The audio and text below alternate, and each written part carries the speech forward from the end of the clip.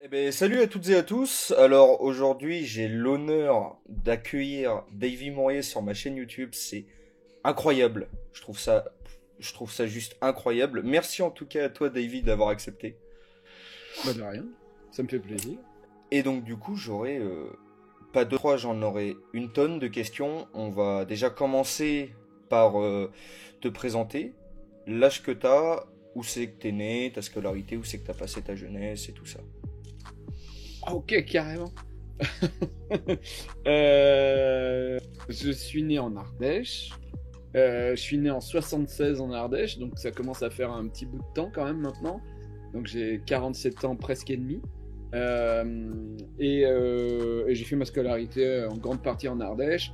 Et puis après sur Lyon pour faire mes études d'art. Voilà. D'accord, ok. Alors, toi, t'étais quel genre d'élève en règle générale? T'étais plutôt introverti, extraverti? Introverti, introverti, très dans le dessin. Euh, Pas beaucoup d'amis, pas du tout amis avec les sportifs déjà. Excuse-moi, il y a mon chat qui est en train de faire ses griffes pour que je le regarde. Ted. Ouais, j'étais pas. J'ai l'autorité, c'est très important pour moi. Je suis quelqu'un qui suit les règles à la lettre, et du coup, les professeurs pour moi c'était des dieux vivants, quoi. Donc je pouvais pas, même si j'étais pas hyper fort à l'école, je ne pouvais pas ne pas rendre de devoirs ou j'étais hyper assidu quand même. Ça marchait pas de D'accord. ouf, mais j'étais assidu. Ok, J'étais pas un bon élève, mais j'étais un bon élève dans le comportement et un mauvais élève dans les devoirs et à l'école, quoi. ok, d'accord. Ouais, donc, ouais. On va dire respectueux, mais à côté de ça, les devoirs, c'était pas ça, quoi. C'est. Non, non. Ouais, Ah, ok. j'ai que le brevet des collèges, hein. C'est le seul diplôme que j'ai de ma vie, hein. J'ai même pas le brevet. Voilà, Ah ouais? c'est. Ouais, non. Je l'ai loupé. Ah non, mais ouais, c'est. Alors, sans parler du coup de ta scolarité, toi, je sais que bah, du coup, t'es un peu fan de jeux vidéo, pop culture et tout ça. D'ailleurs, on peut le voir. Tous les liens seront en description pour Davy, évidemment, pour tous ceux qui voudraient le connaître et qui le connaîtraient pas. Il y aura du coup sa première chaîne Bad News et puis du coup Gen Z, du coup, qui est ouvert il y a pas Ouais. très longtemps de ça, qui seront en description où il parle justement de tout ce qui est pop culture. C'est d'ailleurs incroyable. Le contenu est fou. Et du coup, toi, ton souvenir le plus lointain au niveau des jeux vidéo, c'est quoi? C'est quoi qui t'a marqué et qui t'a dit, putain, en fait, cet univers-là, il est fou, quoi. Ouais, mais alors le problème, c'est que moi, je viens d'une époque où le jeu vidéo n'existait pas. J'ai joué à Pong, tu vois, sur la télé. Tu vois, D'accord, enfin, ouais, ouais. vraiment.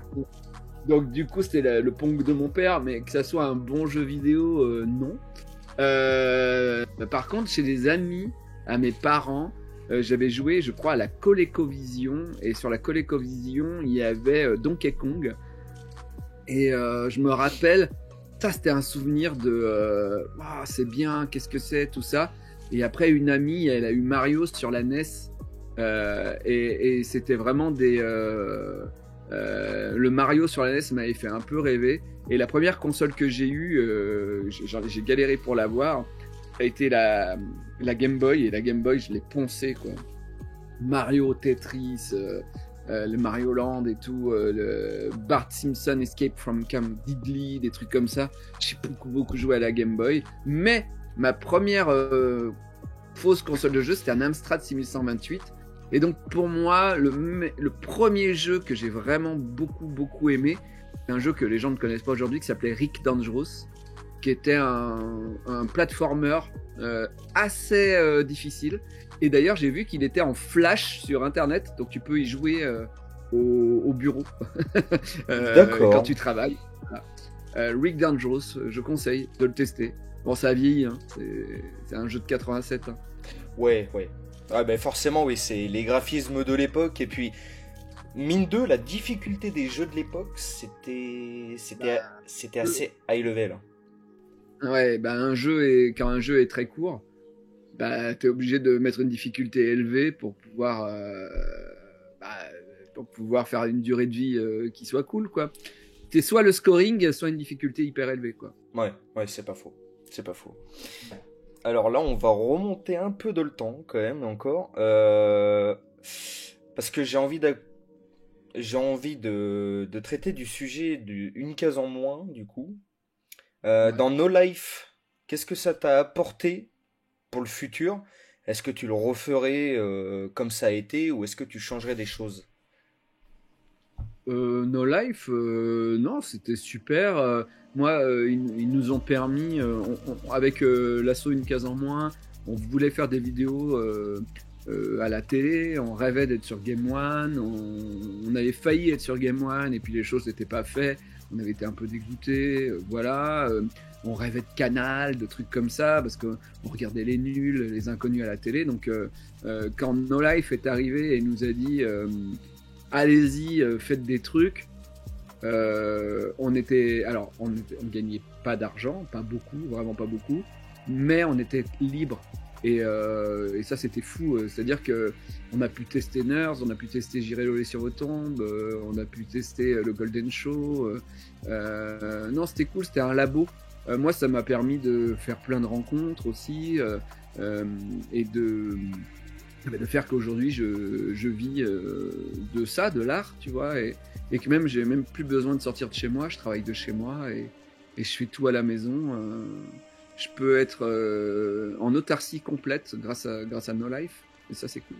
Ouais, ça te permet d'avoir une liberté quand même assez cool, Ouais. quoi. Ouais. Ouais. Alors, Mm. si je me trompe pas, ta quotidienne 101%, elle avait duré 3 ans, s'il me semble bien. Ouais, je sais plus. Ouais, Ouais, peut-être, ouais. En tout cas, c'était 3 ans, pas en quotidienne, puisqu'il y avait un coup moi, un coup Benoît, mais oui, je crois qu'au bout de 3 ans, j'ai arrêté parce que on allait passer sur une émission plus haut level qui n'a jamais existé. d'accord, mais alors, pourquoi t'as arrêté cette quotidienne justement? Bah parce qu'en fait, Ankama avait mis de l'argent dans No Life et l'idée était de lancer une émission en live tous les soirs, une sorte de grand journal sur No Life. D'accord, Donc, je pouvais pas faire 101% et faire cette émission. ouais, trop Donc, j'ai de... laissé la place de 101% pour travailler sur cette émission. Le problème, c'est que cette émission, au final, Ankama est sorti de la boucle et donc il n'y avait plus d'argent pour faire l'émission. Donc, je me suis retrouvé à la rentrée sur No Life avec plus d'émissions. C'est pour ça que j'ai eu l'idée de faire le programme pendant ce temps-là à la rédac où en fait, j'ai repris le scénario de Gaston Lagaffe. Hein. En fait, j'étais un gars qui était dans les locaux et qui avait pas de travail. Et du coup, je faisais mon émission, c'était un gars dans No Life qui n'avait pas d'émission. Voilà. Mais 2 ans plus tard, j'ai repris 101%, je crois, un truc comme ça, 2 ans plus tard. D'accord, ok. Dark Angel 64, ça doit te parler, quand même. Oui, ça va. Ouais. Qu'est-ce que ça représente pour toi? Bah, c'est le début, hein, c'est le début de tout, parce que certes il y a eu No Life, mais je pense que No Life ça nous a donné l'impulsion de créer Nerds. Quand on a créé Nerds, Nerds a vécu sans No Life. On s'est fait voler l'émission, elle a été retrouvée sur internet, sur YouTube et tout ça. Elle a été remis. Et là, ça a été fou. C'est là où c'est le début de la naissance d'une communauté, une communauté qui me fait toujours vivre aujourd'hui. Nerds, c'était énorme. On faisait des dédicaces. Je me rappelle avoir dédicacé sur les Champs-Élysées à la Fnac, la queue qui sort de la Fnac et qui continue sur les Champs-Élysées, quoi. Incroyable. C'était fou. C'était fou. Ah, ça doit être une expérience assez folle, ouais. Tu m'étonnes. Ouais. Ah ouais, d'accord. Mais alors, la sitcom Nerds, justement. Ouais. Est-ce que c'était le Davy à ses 24 ans ou plus un rêve de gosse jamais réalisé Alors, c'était pas un rêve parce que j'aurais jamais cru pouvoir faire une série un jour feuilletonnante, drôle et que les gens aient envie de savoir la fin. J'aurais jamais cru que ça arrive dans ma vie. Donc du coup, c'était pas prévu. Après, j'avais pas 24 ans, hein, j'avais 30 ans. Hein. Ça parle pas de J'avais personnes 30 de ans. 24 ans? De quoi? Nerds, c'est pas des personnes de 24 ans dans l'histoire? Je sais pas où. Non, on n'a jamais donné Non. d'âge, je crois. Ok, d'accord. Mais peut-être qu'ils avaient 24 ans, mais en tout cas, Faux moi sans j'avais faux, désolé. 31 ans quand je faisais Nerd. D'accord. Mais j'avais 30 ans, ouais. J'avais 30 ans quand on a commencé Nerd. Et moi, c'était pas un rêve, mais ça a été un plaisir incommensurable d'inventer les histoires avec mes potes, de les écrire, de les tourner au début sans budget, puis peu à peu avec un peu plus de budget. On n'a jamais eu énormément de budget, mais en tout cas, on a fait évoluer l'image, on a fait évoluer l'histoire. On a beaucoup appris. Moi, j'ai appris le métier de réalisateur en faisant Nerds, tu vois. Je me rappelle encore, il y avait des mots que je comprenais pas, alors qu'on tournait Nerds, mais il y a des gens qui me disent, mais ouais, où est le HMC, ou des mots comme ça que t'entends quand c'est sur des tournages. Et moi, je dis, je sais pas, j'avais pas compris que c'était le maquillage, quoi, le HMC, tu vois. Ouais. Et enfin bon, j'ai énormément appris, et ça a donné l'impulsion de faire plein de trucs après, des trucs qui ont sûrement moins marché que Nerds, mais en tout cas qui étaient peut-être en termes de qualité un peu mieux quand même, mais en qualité visuelle. Je remets pas en question Nerds, qui est un objet food track, un peu moche, un peu mal joué, mais un Ouais, mais authentique. authentique et nécessaire même. Je pense que Ouais. ça a été nécessaire pour pas mal de gens à une époque. Il y a des gens qui étaient en dépression. On parlait des geeks. Dark Angel 64, c'est un vrai connard, hein, c'est un salaud, mais c'est pas un attardé. Ouais. Et souvent, les geeks à l'époque, c'était des attardés. Mais c'était. Toi, tu jouais à l'époque où c'était pas cool. Alors, moi, par contre, je jouais à un attardé, oui. Moi, par contre, je jouais à un attardé. Ouais, non, mais c'est. À cette époque, c'était vraiment. Les geeks étaient vus comme les mecs pas cool, quoi. C'était pas cool de jouer au jeu, quoi. Ils sont un peu bizarres. En fait, on a fait la série pile poil au moment où ça y est, ça allait devenir cool d'être geek. D'accord. Voilà. Vraiment, Nerds est arrivé en même temps que No Life, quoi, à cette bascule qu'il y a eu dans la société où le geek a arrêté d'être un moche aux cheveux gras à lunettes. Et c'est là où, tu vois, l'e-sport, quelques années plus tard, elle s'est lancée, etc. Maintenant, être geek, tu peux être riche. C'est des jobs. C'est des jobs. Ouais, c'est des jobs. Ouais. Et ça, c'est plutôt incroyable. Oui. Bah, c'est bien de vivre dans cette époque, quoi. Ah ben ouais, ça fait réaliser des rêves, et puis ouais, vivre de sa passion, moi je trouve ça quand même incroyable, quoi. Ouais. Et toi, ton rapport vis-à-vis de Monsieur Poulpe aujourd'hui? Mon rap. Ouais. Bon, on est potes, mais on se voit moins parce qu'on a chacun choisi des carrières assez différentes.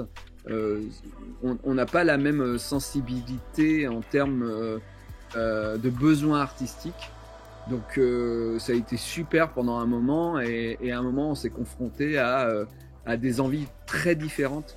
Moi je suis vraiment quelqu'un qui, par exemple, Poulpe, lui, il voulait avoir un bureau, il voulait avoir une société, il voulait aller au travail, parce qu'il n'avait jamais eu ça, lui. Et moi, qui ai fait 10 ans de bureau, j'avais fait 5 ans dans une mairie, 5 ans, moi, mon rêve, c'était de ne pas sortir de chez moi, de me lever et de travailler en caleçon. Déjà, ça faisait une grosse différence. Ça, c'est cool. Et puis moi, si je peux éviter de parler avec des gens, j'aime bien. Tu vois, ne pas aller à des réunions, ne pas parler avec des mecs en cravate. Et la bande dessinée était quand même un univers où t'as peu d'interlocuteurs. Et faire des vidéos sur YouTube, si tu te démerdes bien, tu peux ne pas avoir d'interlocuteurs. Et ça, c'est cool. Poulpe, lui, il est un peu plus mondain, on va dire. Lui, il a envie de télé, de choses comme ça. Moi, la télé, j'ai vite fait demi-tour parce que je me sentais agressé par les gens qui bossent dans la télévision. J'y arrive pas. Mais t'as fait une expérience à France 4, d'ailleurs.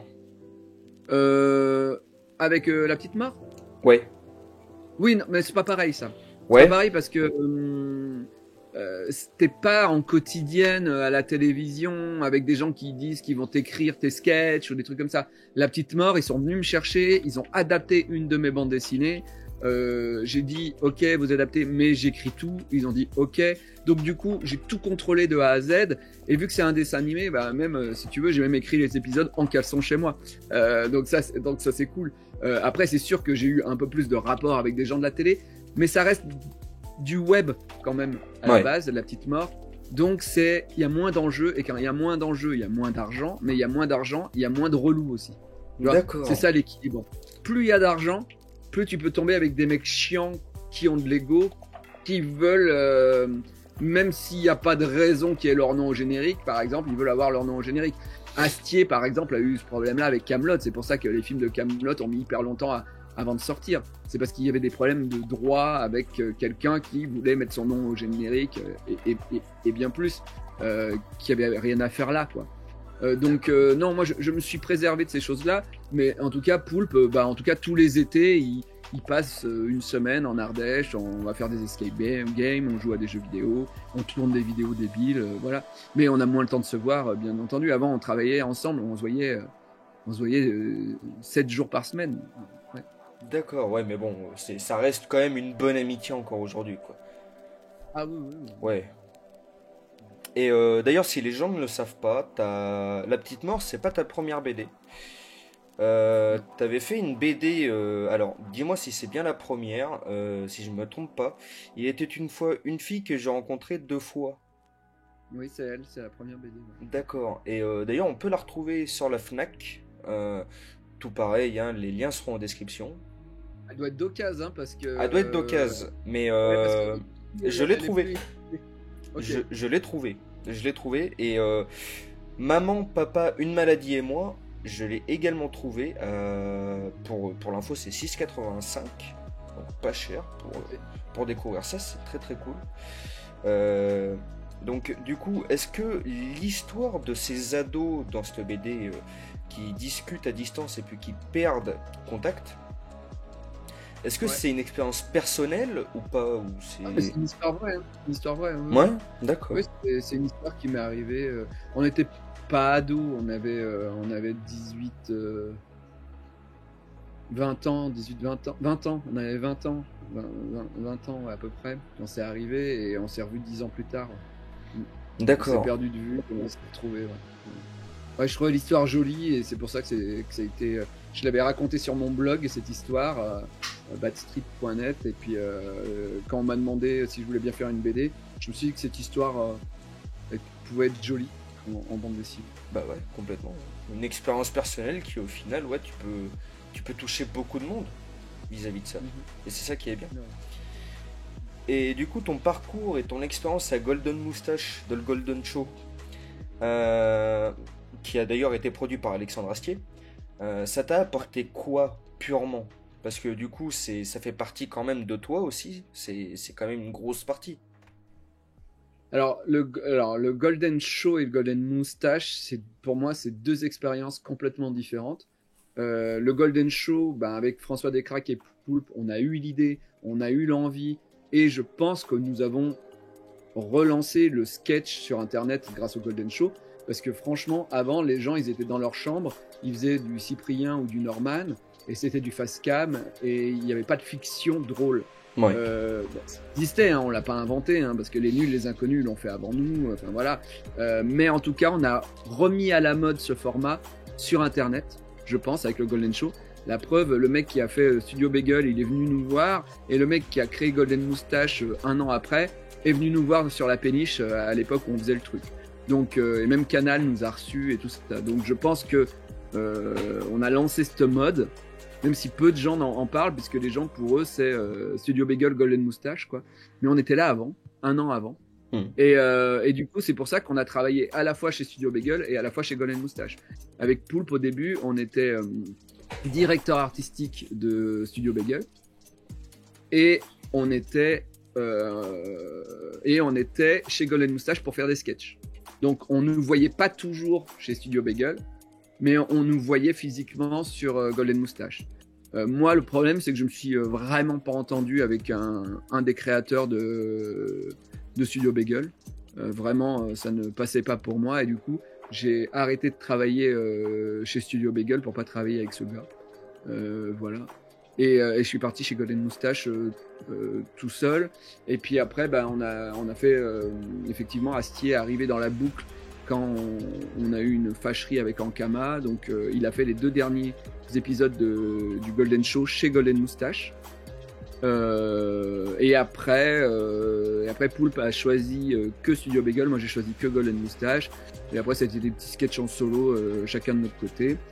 Moi l'expérience Golden Moustache, si tu demandais tout à l'heure un truc que je changerais dans ma carrière, je pense que vraiment, que ce soit No Life, que ce soit Nerds, même si Nerds c'est un peu crado aujourd'hui et tout ça, Ouais, je l'assume, je suis fier, tu vois. Ouais. Golden Moustache, je savais pas à l'époque que en fait j'aurais pas dû y aller. On aurait dû continuer notre chaîne YouTube. Parce que, en fait, tu vois, même Golden Moustache, aujourd'hui, ça n'existe plus. Et c'est des millions de gens abonnés qui ont disparu. C'est vrai. Des millions de personnes. Et tu vois, nous, on faisait des sketchs qui faisaient 2 millions, 3 millions de vues. Mais on a tout donné au site Golden Moustache, à la chaîne YouTube Golden Moustache. On aurait dû imposer à Golden Moustache d'avoir notre chaîne YouTube. Ouais. Et eux, ils produisaient. Et eux, ils prenaient peut-être l'argent. Mais après, ils nous la rendaient. Tu vois, le problème, c'est qu'après, moi, j'ai créé ma propre chaîne YouTube. Et il y a des tonnes de gens qui savent pas que j'ai fait une chaîne YouTube. En fait, on a donné nos abonnés à M6. Et ça, à l'époque, on le savait pas. Personne ne le savait. Ouais. Personne pensait que si on changeait de chaîne, les gens allaient pas nous suivre. Mais c'est le cas. Ouais, mais fidéliser les gens, ouais, en changeant, c'est compliqué. Ouais. C'est clair. Ouais, les gens n'y vont pas. Donc du coup, en fait, on a travaillé pour une chaîne qui aujourd'hui est caduque et on l'a pas récupérée et on l'a jamais vraiment. Enfin, voilà. Donc là, là, c'était une erreur, je pense, de ma part. Après Studio Bagel, peut-être que j'aurais dû réfléchir un peu, mais je pense que de toute façon, j'ai tenu 6 mois. J'aurais peut-être tenu 1 an, mais j'aurais implosé aussi. Donc, du coup, ça, je regrette pas. Mais peut-être que j'aurais dû faire mon truc à moi plus vite. Plus vite. D'accord. Ok. Alors. Mais bon, on refait pas le monde, hein. Ouais, c'est fait. Hein. C'est fait. Vaut mieux avoir des remords que des regrets. Ça, c'est ce qu'on dit toujours. Est-ce que c'est vrai? Bon. Alors. Ça dépend. Ouais. Là. Oh. Ça c'est un autre sujet, hein, c'est un autre débat. Mais j'essaie d'ouvrir un débat. Ah non, mais si tu veux, on peut parler du VIH, il n'y a aucun problème. Non, ouais, voilà, bon. Alors, mis à part tout ce qui est, on va dire, vidéoludique, comment toi t'es rentré dans l'industrie du coup de la BD? Par qui t'es passé et est-ce que c'est allé vite ou est-ce que ça a été compliqué quand même?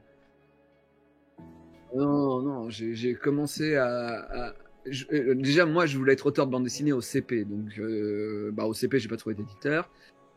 Spoil, en CE1 non plus, en CE2 non plus, en CM1 non plus. J'ai fait des études, etc., etc. En 96, j'ai commencé à démarcher les éditeurs. Nada, jusqu'en 2008. C'est-à-dire que tous les ans, j'y allais. Ouais. Et on me disait non. Et moi je disais non, c'est ma vie, je vais être ça, je vais être auteur de bande dessinée. Et c'est Nerds qui m'a sauvé le cul, puisque quand Nerds est arrivé, on a commencé à avoir une communauté. Dans cette communauté, il y avait 2 filles qui ont décidé de lancer leur maison d'édition. Elles n'avaient pas d'auteur, elles m'ont demandé, elles ont vu que je dessinais, elles m'ont demandé si je voulais faire une bande dessinée. Moi je dis mais bien sûr. Et elles m'ont édité mes 2 premières BD, dont celle que tu parlais, Il était une fois une fille que j'ai rencontrée 2 fois. Mais c'était vraiment la plus petite structure possible. C'est-à-dire que j'ai fait la bande dessinée, je l'ai dessinée, mais j'ai aussi appelé l'imprimeur. J'ai tout vu avec lui pour le papier, pour les trucs et tout ça. Et j'ai gagné que dalle pour faire l'album, quoi. Mais l'album s'est bien vendu. Du coup, on en a fait un deuxième, Moirf, qui s'est bien vendu aussi. Et de là, j'ai pu approcher Ankama. D'accord.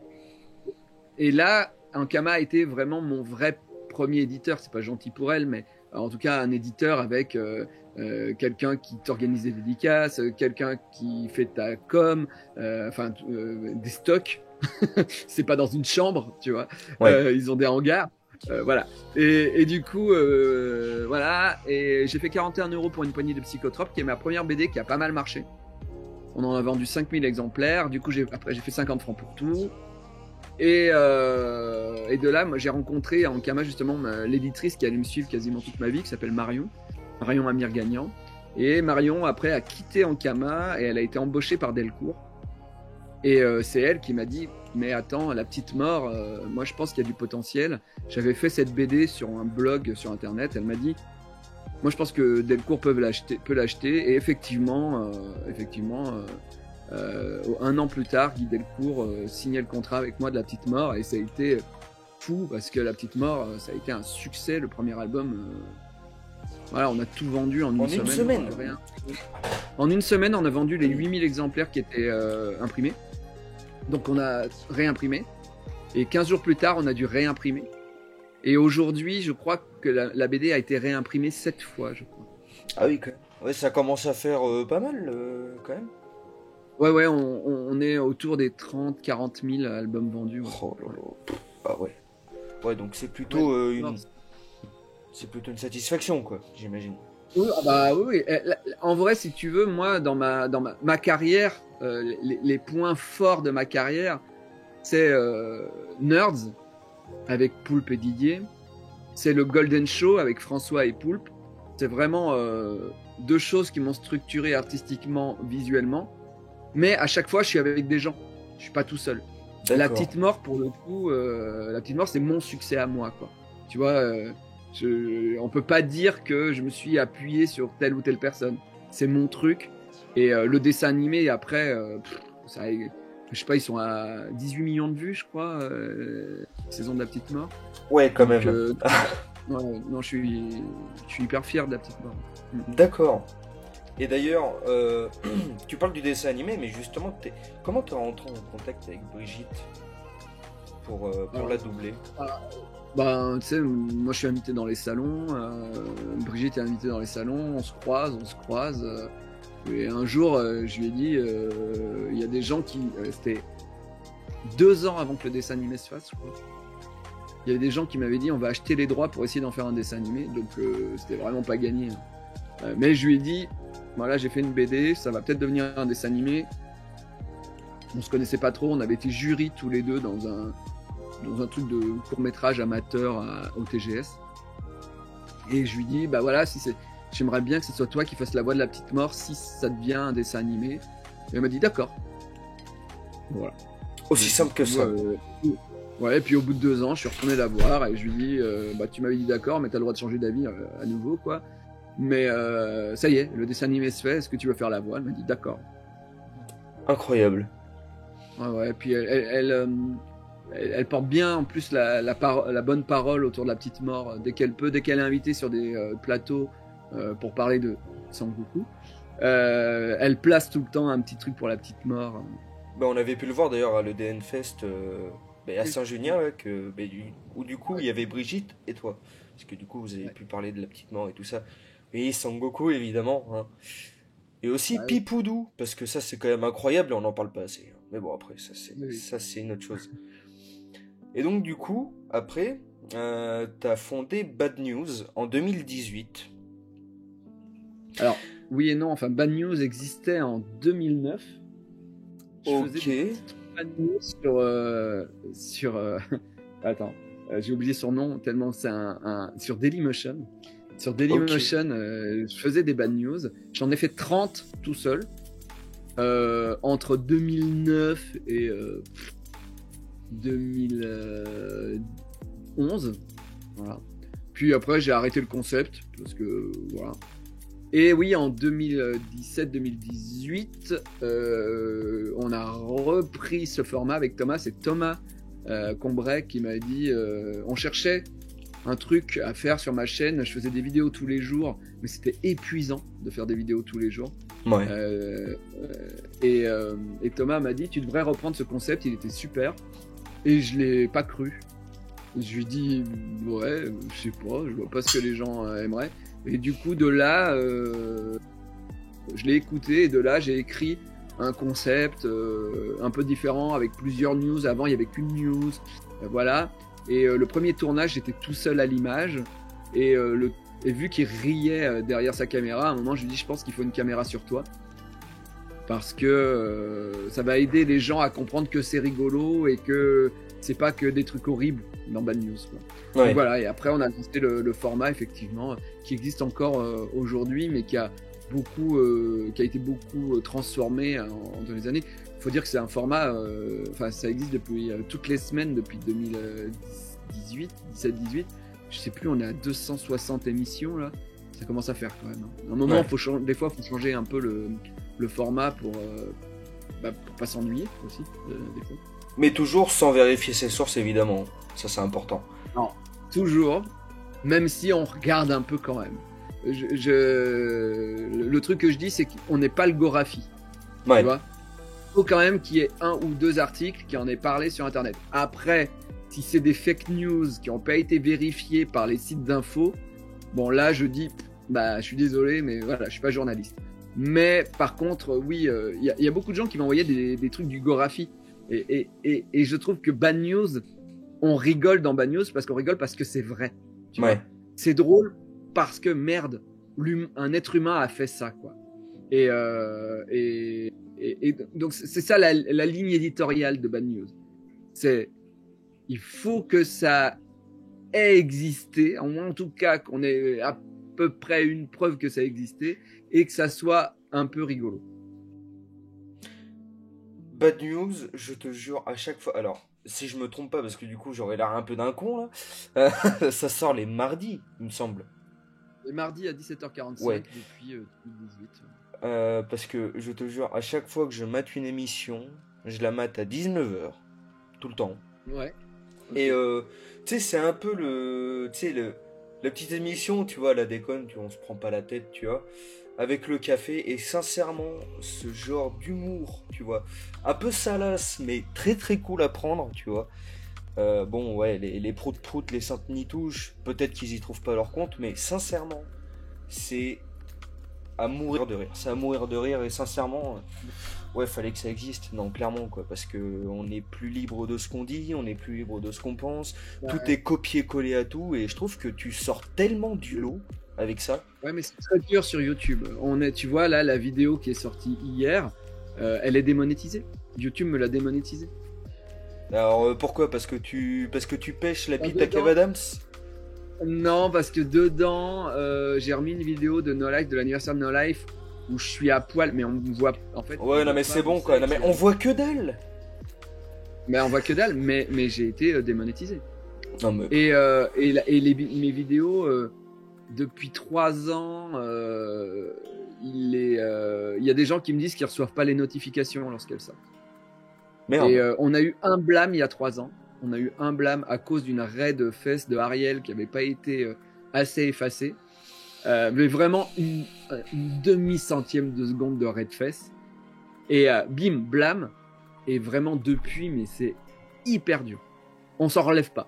Ah ouais, de toute façon, YouTube, je pense qu'ils font ce qu'ils veulent, quoi. Tu vois, ils mettent en avant. Et vu que nous, on fait pas du fit and fun, qu'il y a des gros mots et que des fois on traite quand même des sujets mais qui sont vrais, mais qui parlent de la mort ou des trucs comme ça, on n'est pas en odeur de sainteté pour YouTube.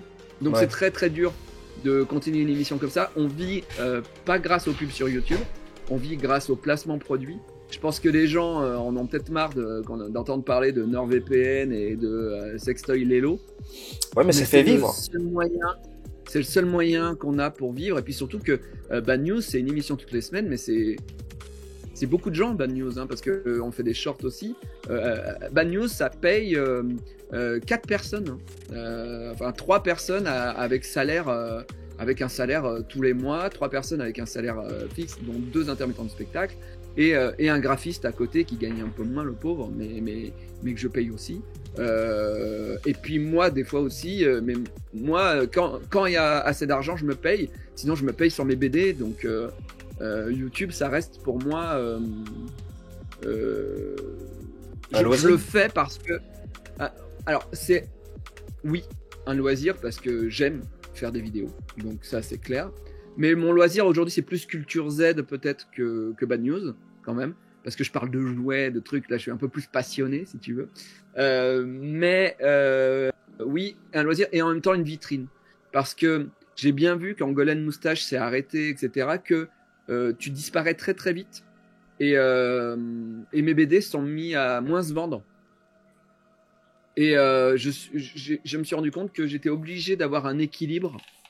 Gars qui fait de la BD et gars qui fait de la vidéo sur Internet. Parce que c'est marrant, mais en tant qu'auteur de BD, j'ai pas un public lecteur de BD.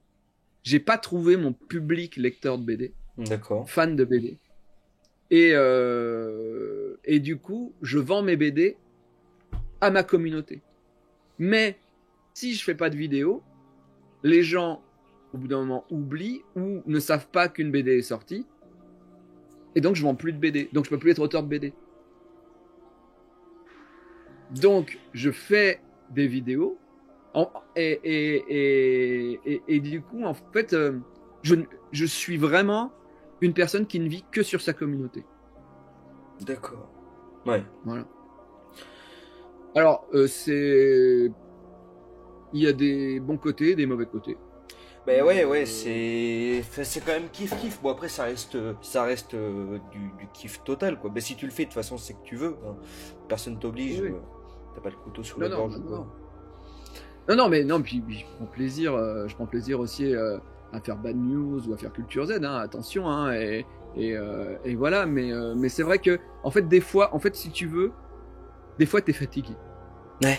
C'est-à-dire que là, actuellement, je fais une newsletter tous les 15 jours où j'ai décidé de mettre de la BD dedans, inédite, mais en même temps, j'ai vendu une BD chez Albin Michel. Je dois faire 3 albums en 1 an et demi, donc 180 pages.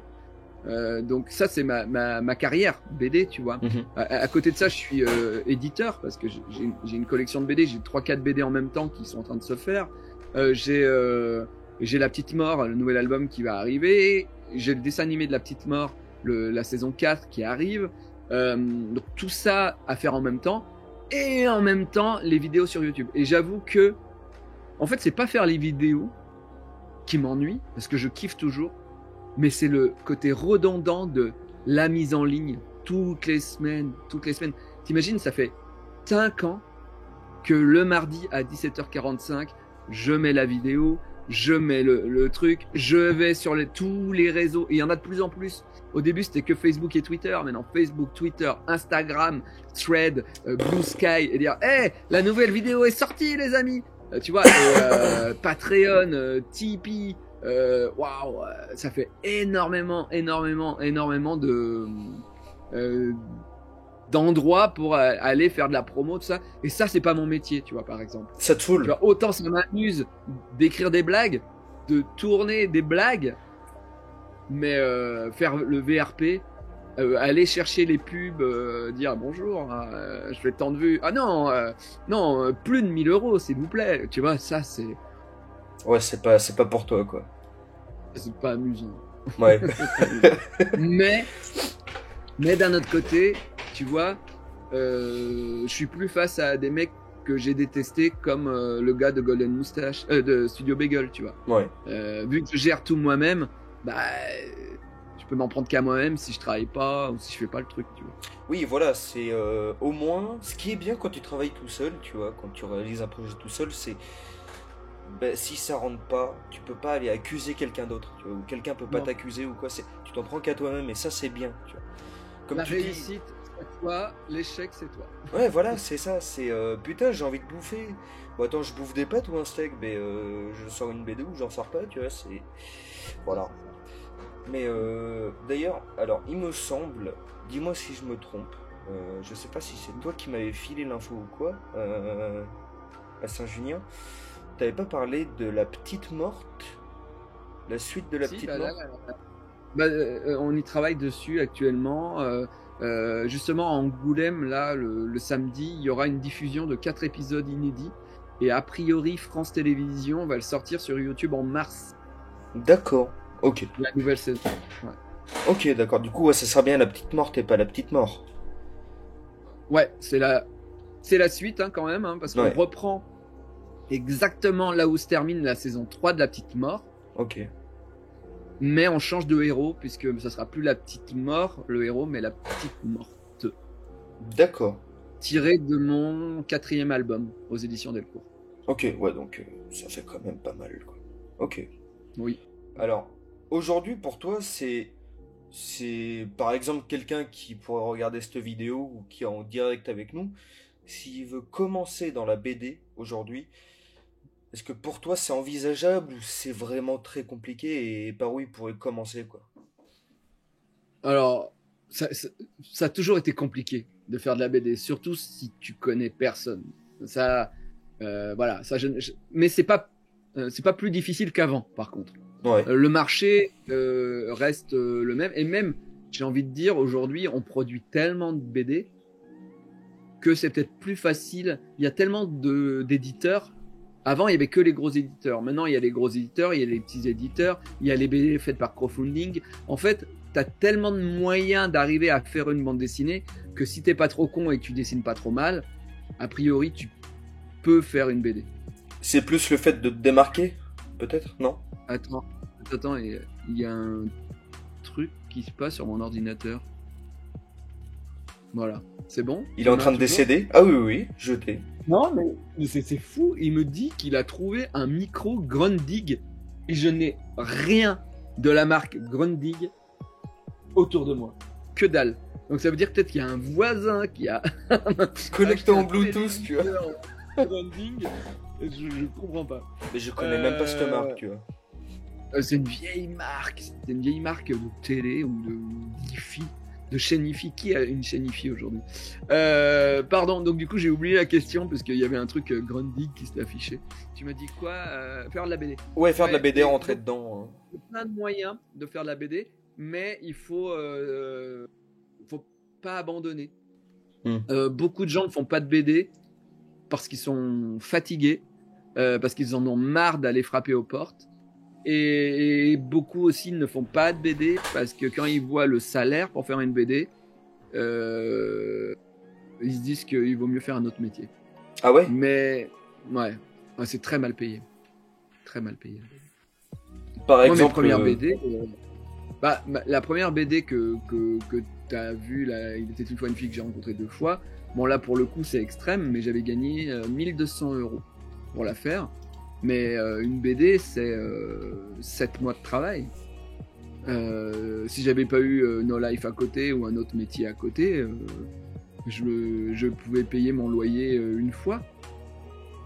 Et voilà. D'accord, ouais, d'accord. Bah, c'est compliqué, quoi. Ouais, par exemple, t'as pas un taux que tu touches sur tes BD? Par exemple, si elle se vend 5 €, t'as pas genre 10% ou je sais pas?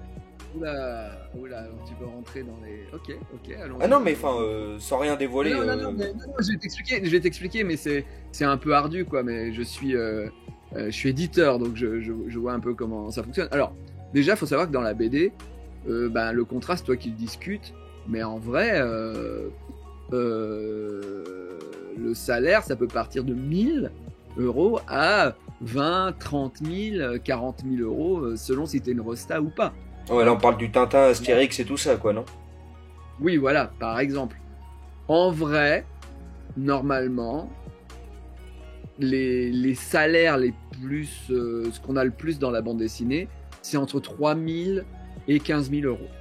Hein, ok. C'est les salaires. Mais ce n'est pas un salaire, c'est un avaloir. D'accord? Avaloir, c'est-à-dire que l'éditeur, imaginons, ce qui se fait pas mal chez les petits éditeurs, c'est 5 000 €. D'accord? On va partir sur 5 000 €. Donc, imaginons, toi, tu fais une bande dessinée.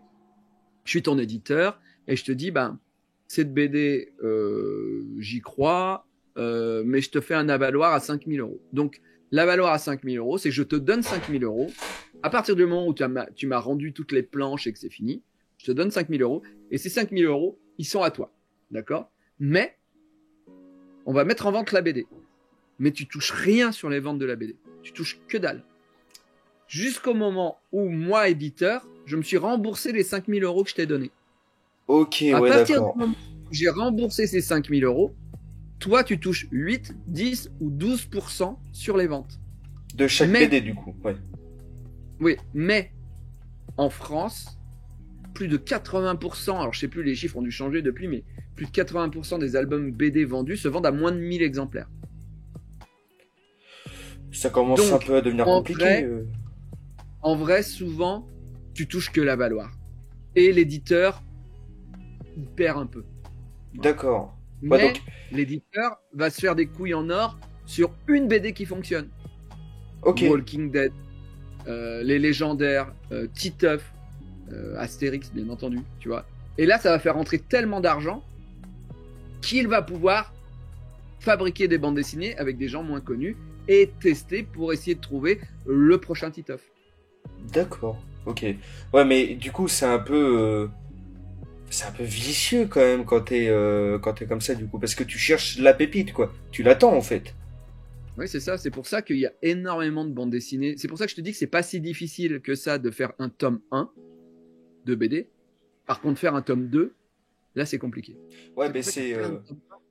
mais c'est comme par exemple, alors je prends cet exemple parce que c'est le seul qui me vient à l'esprit, mais quand Steve Jobs il avait dit justement aux gars de Pixar, ok on a fait Toy Story, c'est bien, ça a pété, mais on s'en fout, maintenant on va voir votre valeur avec le deuxième. C'est ça. Moi, Larsenet, l'auteur de BD Larsenet, un jour, je lui avais demandé, parce que c'était mon premier contrat, et je lui ai dit, mais est-ce que c'est bien tout ça? Et il m'a dit non, mais signe-le, parce que tu vas te faire enculer pendant 3 contrats, et après, tu auras compris. D'accord. Voilà. Donc, et c'est pas faux. C'est-à-dire que bah, les 3 premières BD, en fait, il faut prouver que tu es capable aussi, non seulement d'être dans la durée, si tu veux. Parce que faire une BD, c'est bien, mais déjà, il faut faire une BD qui fonctionne un peu. Et puis après, il faut réussir à faire d'autres BD qui arrivent à se vendre un peu. Et en fait, c'est la durée l'important dans cet univers-là. Ouais. D'accord. Ben écoute, ouais, c'est bien cool. Enfin, en tout cas, j'espère que ça a pu éclairer des gens qui voudraient se diriger dedans. J'en connais un personnellement, très personnellement. Donc c'est pour ça en Ok. même temps, je prends deux trois infos, tu vois, je grappille et puis ça aide d'ailleurs beaucoup de monde si des gens le veulent. Et du coup, j'aurais une dernière question pour toi, Davy. Oui. Si toi, t'aurais une machine à voyager dans le temps là demain, ça pop à côté de toi, Ouais. t'en fais quoi? Tu vas où? La première chose que tu fais, c'est quoi? Malheureusement, je pourrais pas redevenir enfant. Tu vois, parce que sinon, moi, je te dirais, putain, je retourne dans mon enfance, dans les années 80 et je kiffe. Mais le problème, c'est que j'arriverai adulte. Donc, ça serait un peu Ça serait un compliqué. peu cringe, quoi. Ouais. Mais en vrai, tu me dis ça, moi, je vais dans les années 80, Ouais. j'achète tous les chevaliers de Zodiac en boîte à 174 francs. J'achète tous les masques en boîte, je me fais des stocks, je reviens dans le futur et je vis sur mes ventes de mes jouets. Hein. Ouais. Et j'ai la plus belle collection de tous les temps. Hein. C'est clair. Tout acheté, Non, tu mais vois. en vrai, Les en Metal vrai, Slug. là, c'est le gars qui aime les jouets, tu vois. Mais Ouais. en vrai, j'irai voir Jacques Brel sur scène, tu vois. Par exemple. Ouais, il y a ça aussi, Michael Jackson. Ou des proches. Ou des proches. Non, je comprends pas. Ouais, Mais, ah ouais, ou des carrément? proches. Ok. Ah, moi, en fait, j'aime pas tant la musique.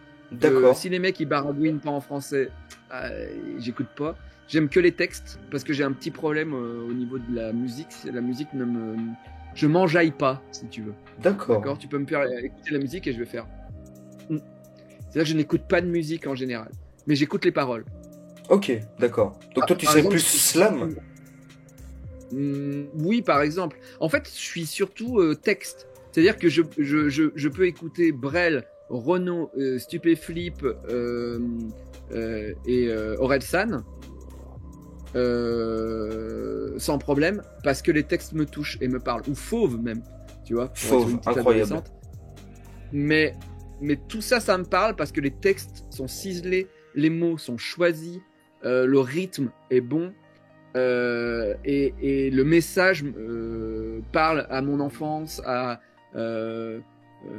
tu vois, par exemple, Stupéflip, la hiérarchie, ça me parle quand il dit qu'il veut pas avoir de supérieur hiérarchique. Brel, sa manière de voir l'amour me parle. Orelsan, le geek perdu qu'il a été à l'époque quand les albums me touchaient plus, me parle. Voilà. Donc du coup, en fait, en vrai, moi, en tout cas, je sais pas, mais je me cherche dans la musique. Comme parfois, on va aimer un livre parce qu'on s'y retrouve un peu. Moi, je me cherche. Vu que la musique, j'y comprends rien.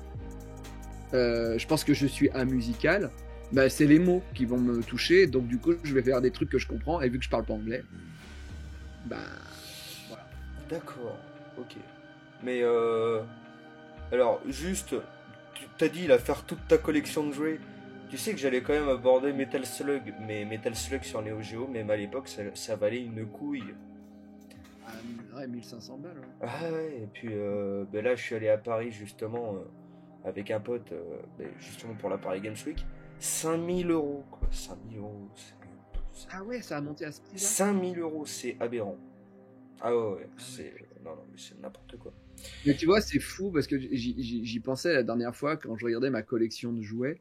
Et je me disais, c'est dingue parce que ça, c'est pas des collections de timbres. Ouais. C'est pas des collections, voilà. C'est des collections qui vont prendre de la valeur tant qu'on n'est pas en EHPAD.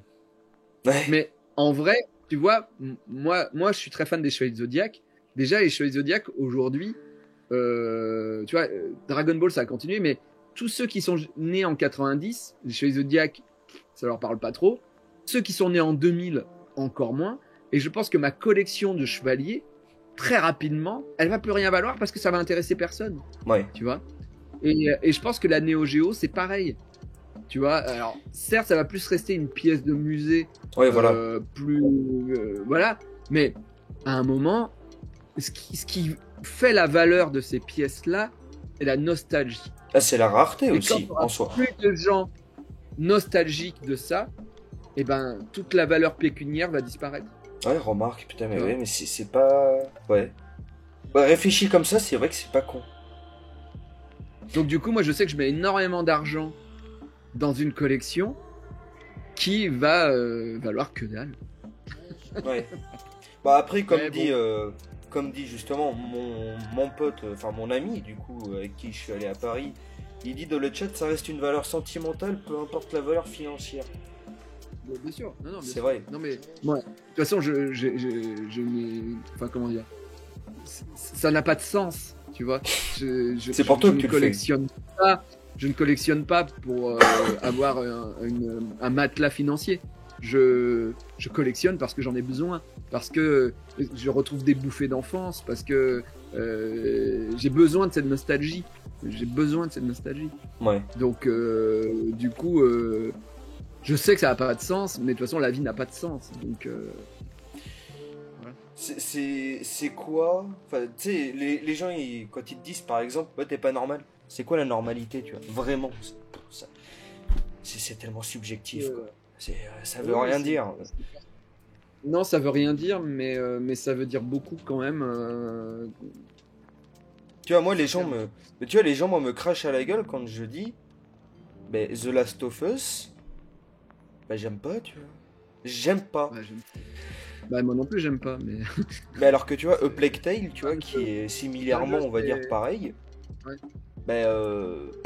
Ça j'adore, quoi. Je leur ferai 5-6 fois le jeu, quoi.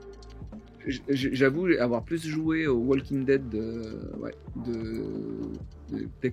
Telltale, je sais plus, machin. Ouais, j'aime pas non plus. Mais moi, j'aime pas les jeux. De toute façon, moi, le réalisme, ça m'emmerde. Et les jeux vidéo où tu te retrouves dans un film, je vois pas l'intérêt. Je me dis, mais pourquoi ils ont pas fait un film? Pour moi, c'est les jeux Nintendo qui ont une vraie valeur parce que les jeux Nintendo, c'est un gameplay avant tout et même l'histoire, t'en as rien à foutre. Mais le gameplay est tellement bon que c'est lui qui te pousse à jouer. Et tous les jeux vidéo devraient être comme ça. C'est pour ça que je ne joue pas à la PlayStation. Je ne trouve pas mon plaisir sur PlayStation. Ou alors, je vais acheter des jeux indépendants qui vont que dalle que je peux avoir sur la Switch. Donc du coup, je n'ai pas d'intérêt à jouer à des jeux AAA voilà, qui sont souvent répétitifs et pas très malins, quoi. Mais SweetX fait une bonne remarque là, il a dit Ubisoft l'ont compris avec Rayman. Bah c'est vrai, Ouais, c'est vrai. ouais. Les Et jeux on va dire Ubi, plus familiaux. C'est... le seul jeu que j'ai joué chez Ubi, c'est Rayman. Hein. Ouais. Et les Crash t'en penses quoi toi? Crash Bandicoot? Ouais. Je suis trop vieux. C'est-à-dire que moi, Ah ouais? Crash, c'est arrivé, j'étais déjà âgé. Et du coup, j'ai moins joué parce que je me suis dit, le premier Crash sur PlayStation, en fait, je trouvais que c'était un faux jeu de plateforme. Tu vois, parce que tu avançais et t'avais que le choix. En fait, pour moi, ça ressemblait à Hugo Délire. C'est-à-dire, tu choisis à droite, à gauche ou au milieu et tu sautais sur les caisses. Et j'ai pas pris de plaisir. Du coup, j'ai pas. Alors, dernièrement, j'ai acheté la compile et j'ai joué pour la première fois au 2 et au 3. Et effectivement, le 2 et le 3, ça proposait quand même quelque chose de. Vraiment du jeu de plateforme, du vrai jeu de plateforme. Et j'ai pris plus de plaisir. Mais c'est méga dur. Et vu que j'ai pas la nostalgie, bah du coup, j'arrive pas à me forcer à jouer. C'est-à-dire qu'à partir du moment où le jeu est très méchant avec moi, je suis énervé et j'arrête. Ouais, c'est toi, t'es pas là pour subir, t'es là pour kiffer quoi. Ouais, c'est ça, c'est T'es- ça. Qui a déjà craché ses poumons sur Mario, tu vois? Non, ça n'existe pas. Hein. Mario, ouais, par contre, là, le dernier level du dernier Mario qui est sorti sur Switch, Ah, là, me dis rien. mais c'est l'enfer. Quoi. De quoi? Enfin, tu C'est parles de l'enfer, Wonder? mec, ouais. Ouais. Le dernier niveau, c'est vraiment bon, ils font tout pour t'emmerder quoi, les programmeurs. Et vraiment, j'ai sué, mais je ne pouvais pas arrêter. J'étais Ouais. obligé de finir parce que j'ai un affect avec Mario que j'ai pas avec Crash. Ouais, mais après Mario, c'est vrai que, enfin, Nintendo de toute façon sont juste trop forts, hein. Quoi qu'on en Ça, c'est dise, vrai. Big N, c'est Big N quoi. Tu vois, c'est quand il y a Sony et Microsoft qui se crachent sur la gueule, mais Nintendo il est au milieu et en fait je m'en fous hein, parce que moi j'ai mon marché et même si je sais pas moi, enfin tu sais il a pas de concurrence en fait. Non, il n'y a pas de concurrence parce que c'est eux qui ont inventé le Ouais. marché du jeu vidéo. C'est Mais c'est eux clair. qui ont inventé la console portable. C'est eux qui ont inventé des concepts. Franchement, ils sont indétrônables. C'est eux qui ont inventé et la les croix directionnelle, s'il te plaît. C'est Bien sûr, incroyable. et les autres ne font que suivre. Les autres ne font que suivre. Et PlayStation, je suis désolé, mais de PlayStation 1 à PlayStation 5, on a les mêmes jeux. Et encore, il y avait plus de pluralité sur la PlayStation 1. Et à partir du 2 ou du 3, la PlayStation 2, PlayStation 3, c'est que des ersatz de jeux. C'est les mêmes qu'on te revend, avec des meilleurs graphismes. Mais c'est tout. Chaque PlayStation va juste te proposer un meilleur graphisme. Mais après, moi, les jeux quand même qui m'ont scotché personnellement, tu vois, justement sur PS5, c'est quand même, du coup, A Plague Tale et alors God of War, mais God of War, c'est pour moi, tu vois, c'est l'une des pépites, du coup, qui te parle pas, j'imagine, qui t'a pas trop marqué, même. Alors le premier, oui, le premier God of War, je l'avais trouvé sympa parce que c'était plus baston plateforme quand même. Ouais. Je trouvais qu'il y avait un enjeu. Je trouve que maintenant, les God of War sont devenus trop des films interactifs. Voilà. D'accord, Le ouais. dernier, par exemple, Le Ragnarok, non, c'est. Est-ce qu'au moins tu l'as. Enfin, j'imagine que tu l'as quand même essayé. oui, j'ai essayé. Mais oui, ça oui, t'a j'ai pas essayé. du tout. Non, t'as pas du tout accroché, quoi. Non. Ouais, Non. d'accord. Les graphismes, j'aime bien quand on te laisse une part de graphiquement à toi un truc un peu simple graphique qui te permet de te plonger dans le truc. Et je trouve que quand c'est très réaliste, je rentre pas dedans. Ouais. Mais bon, c'est parce que c'est bloqué à l'enfance. Et donc je veux des jeux c'est. Non, c'est pas forcément Non, bloqué à l'enfance, c'est un style. je pense. Oui, voilà. En tout cas, moi, quand ça ressemble à des t-shirts tête de loup de Johnny, j'y vais pas, quoi. Quand il y a Ouais. trop de détails, j'y vais pas. Pareil pour les jouets. Je supporte pas les jouets des films, déjà. Tu vois, tu prends les jouets Transformers des années 80 et les jouets Transformers tirés des films.